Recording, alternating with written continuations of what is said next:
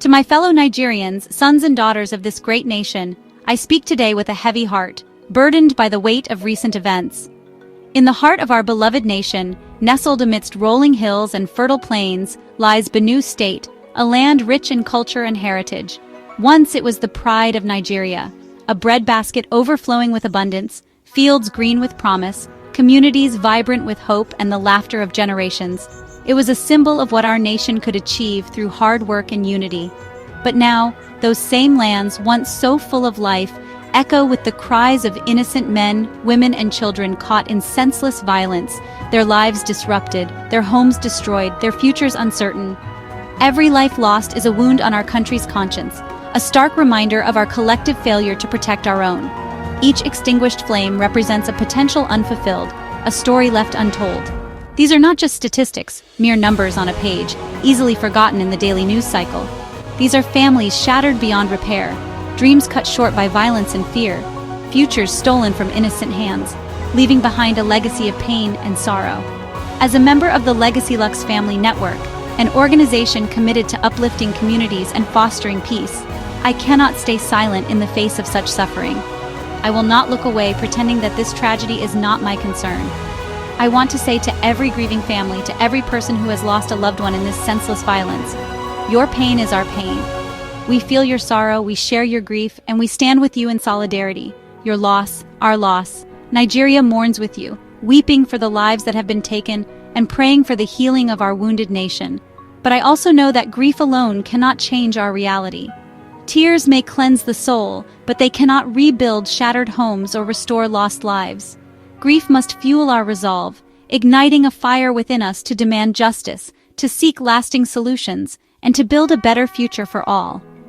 That's why today I call on President Tinubu, the leader of our nation, to take decisive action to end this cycle of violence and to protect the lives and property of all Nigerians.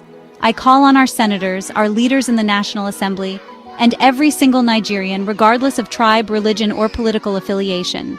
It's time to rise above division, to cast aside our differences, and to unite as one people in the face of this common threat. It's time to demand that this violence ends, once and for all, not just with empty promises, but with concrete actions and lasting solutions.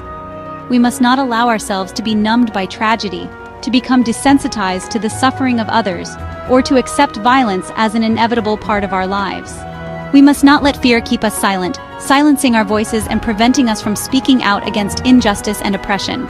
Together, let us demand accountability from those in power, holding them responsible for protecting the lives and property of all citizens. Let us insist that those who cause this pain, those who perpetrate violence and incite hatred, face justice and are held accountable for their actions. But justice is only the beginning, a necessary first step on the long road to healing and reconciliation. True peace will not come from anger or blame, from finger-pointing or recriminations. It requires more than just the absence of conflict. It will come when we all join hands. Government and citizens, young and old, North and South, Christian and Muslim, rich and poor, united in our commitment to building a better Nigeria for all. We must work together across all divides for solutions that last, solutions that address the root causes of conflict and promote lasting peace and stability, solutions that honor every life, protect every community, and leave no one behind, ensuring that all Nigerians have the opportunity to live in peace and prosperity. Benue State needs healing, a process of rebuilding trust, restoring hope, and mending the wounds of the past.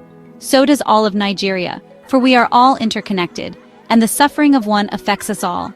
The time to act is now, before more lives are lost, before more communities are destroyed, before the fabric of our nation is torn apart beyond repair. I urge you, speak up against violence and injustice. Reach out to those who are suffering, offering your support and solidarity. Refuse to accept this as our fate. Refuse to believe that violence is inevitable, and refuse to give up hope for a better future. Let us use our voices, our votes, our hearts, to build a future where every Nigerian can live without fear, where our children can play safely in the streets, and where peace and justice reign supreme. This is our home, the land of our ancestors, the birthplace of our dreams. This is our legacy, the heritage we will leave for future generations. And together, united in our shared humanity and our unwavering commitment to peace, we can make it a place of peace, unity, and hope once again. a beacon of light for all of Africa. From the LegacyLuxe Group Africa and the LegacyLuxe Family Network, my deepest condolences to all those who have suffered, and my strongest call to action for all those who believe in a better Nigeria. Let us be the change Nigeria needs, the generation that breaks the cycle of violence and builds a future of peace, prosperity, and justice for all.